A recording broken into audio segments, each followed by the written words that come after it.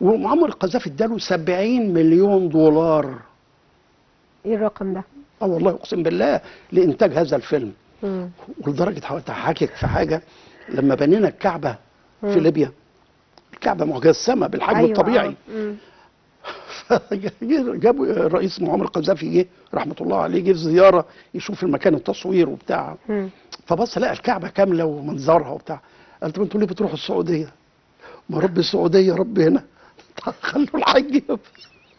لا اله الا الله. كان شخصيه يعني، كان لا له فكر ليه فكر تاني طبعا خالص يعني، انت واخد بالك.